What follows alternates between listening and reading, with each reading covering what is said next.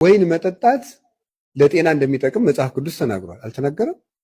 ቅዱስ ጳውሎስ ለጢሞቴዎስ እትስታይ ማየ ራቆ ውሃ ብቻ አትጠጣ ቶስህ ህዳጠ ወይን በእንተ ሕማመ ከብድከ ወበእንተ ደዌከ ዘዘልፍ ሁልጊዜ ስለሚያምህ በሽታ ትንሽ ወይን ጠጣ፣ ጥቂት ወይን ጠጣ ብሏል።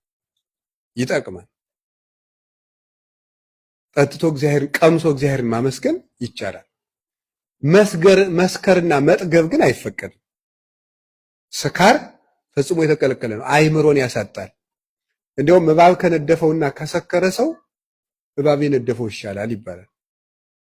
ምክንያቱም እባብ የነደፈው ሰው ጫማውን ቢነድፈው መርዙ ወደ ላይ እንዳይወጣ ባቱ ላይ እናስረዋለን። የጠጣውን ሰውዬ ምኑ ላይ እናስረዋለን? ጠቅላላ ተመርዟል እኮ አይደለም፣ ማሰሪያ የለውም ይሄ። ስለዚህ መስከር ፈጽሞ ነውር። ወይን ርኩስ አይደለም። ወይን ያሳስታልና ርኩስ ነው ይላል። እንዴ ቅዱስ ዮሐንስ አፈወርቅ ለዚህ የሚመልሰውን ታውቃላችሁ?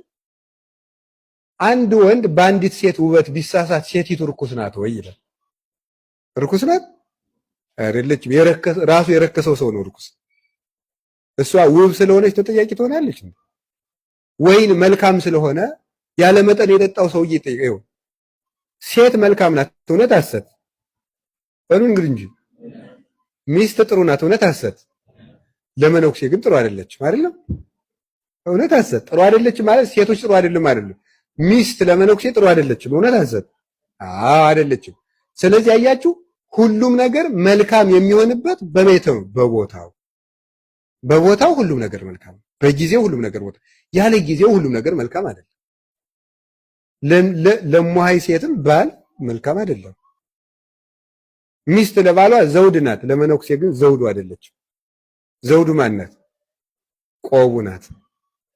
የኔ ሙሽራዬ ይህች ናት፣ ቆቤ ናት። እናንተም ለሚስቶቻችሁ መከራ ትቀበላላችሁ፣ እኛም ጥቂት ጥቂት ለዚች እንቀበላለን። ስለዚህ እግዚአብሔር ቤተሰቦች ሁሉም ያለ ቦታው መልካም አይደለም። ሁሉም በቦታው ምንድነው? ቀምሶ እግዚአብሔርን ለማመስገን መልካም።